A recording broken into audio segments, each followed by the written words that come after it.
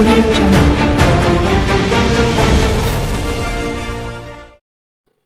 បឋមទេសនាធម្មចក្រពវត្តនសូត្រឥឡូវនេះខណៈពេលព្រះដ៏មានព្រះភិក្ខទ្រង់គង់នៅក្នុងកម្មដ្ឋានគំនិតនេះក៏បានកើតឡើងចំពោះព្រះអង្គព្រះធម៌ដែលអាត្មាអញបានចាក់ធ្លុះពិបាកឃើញពិបាកយល់ជាធម៌ដ៏ក្សេមនិងជ្រាលជ្រៅផុតពីវិស័យហេតុផលធម្មតាល្អិតសុខុមនិងអាចស្វែងយល់បានសម្រាប់បុគ្គលអ្នកឆ្លៀសវៃអ្នកប្រាជ្ញប៉ុន្តែចំណន់នេះគេសប្បាយរីករាយកឹកកងនិងត្រេកអរនៅក្នុងកាមគុណទៅវិញវាជាការលំបាកសម្រាប់មនុស្សចំណន់នេះដើម្បីយល់ច្បាស់នៃបច្ច័យតតែងនេះ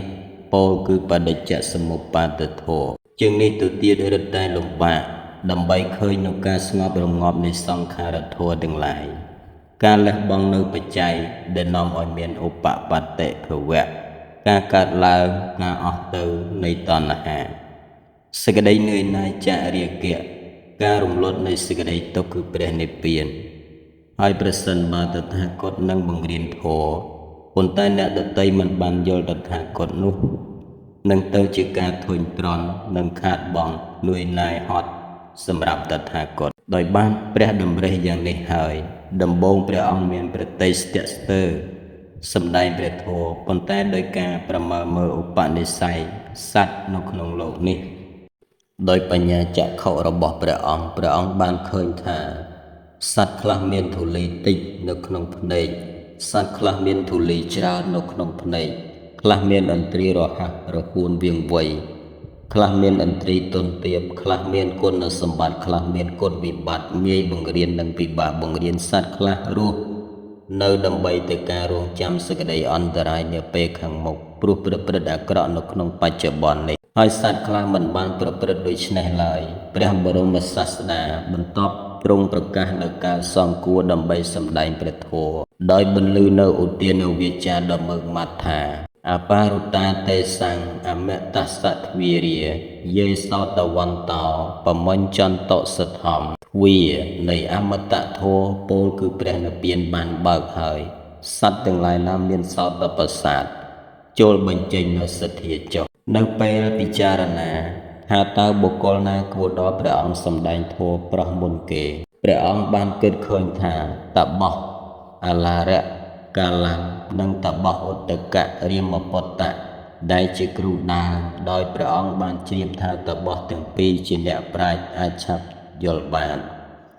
ប៉ុន្តែមិនបានដូចប្រតិឡើយដោយតបោះទាំងពីរបានចែកឋានទៅហើយដោយព្រះដ៏មានព្រះភិក្ខបានសម្រេចប្រតិប្រកាសនៅសច្ចធម៌តបោះទាំង5រូបវិញដែលជាសហធម្មិកៈសម្លាញ់ពីមុន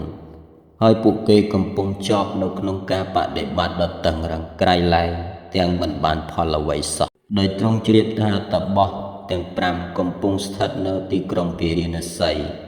ក្នុងព្រៃអសិបតនមគតិយវ័នព្រះភគវាបានយាងចេញអំពីគុហាឆ្ពោះទៅកាន់ក្រុងពារាណសីដ៏ឆ្ងាយដោយស្មើព្រះបាទក្នុងចម្ងាយផ្លូវប្រមាណជា150ម៉ីលនៅតាមផ្លូវមិនឆ្ងាយប៉ុន្មានពីកយាព្រះសម្មាសម្ពុទ្ធបានជួបឧបកៈជាតបោះមួយរូបដែលជ្រះថ្លានឹងឥន្ទ្រីដ៏ស្រគត់ស្រគំរបស់ព្រះសាស្តាហើយទូលសួរព្រះអង្គថានរណាជាគ្រូរបស់អ្នកតើមេរៀនរបស់គ្រូបាអាចារ្យណាមួយដែលអ្នកប្រកាន់យកព្រះពុទ្ធបានមានបន្ទូលតបថាតថាគតឥតមានគ្រូទេក៏ដូចជាតថាគតមិនមាននៅក្នុងលោកទាំងអស់តថាគតជាសាស្ត្រាចារ្យ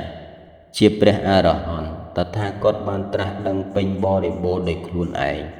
កំចាត់បងនៅកិលេសគ្រប់យ៉ាងសេចក្តីស្ងប់ពងគឺព្រះនិព្វានតថាគតបានសម្រេចហើយតថាគតទៅកាន់ទីក្រុងកាសីបង្វិលនៅកងចក្រធម៌ឲ្យប្រព្រឹត្តទៅ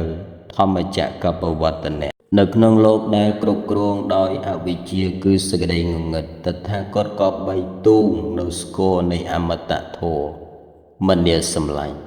អ្នកអះអាងថាខ្លួនអ្នកជាអ្នកឈ្នះលោកឧបកតបោះបានលើកឡើងថាព្រះពុទ្ធបានឆ្លើយតបថា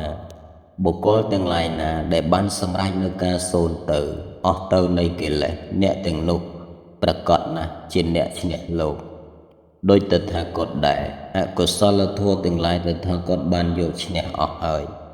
ហេតុនេះតថាគតគឺជាអ្នកឈ្នះលោកឧបកតបោះបានងូកក្បាលបែបចំអកថាប្រហែលជាអញ្ចឹងមែនហើយសម្លាញ់ហើយក៏បានបែកផ្លូវចេញទៅ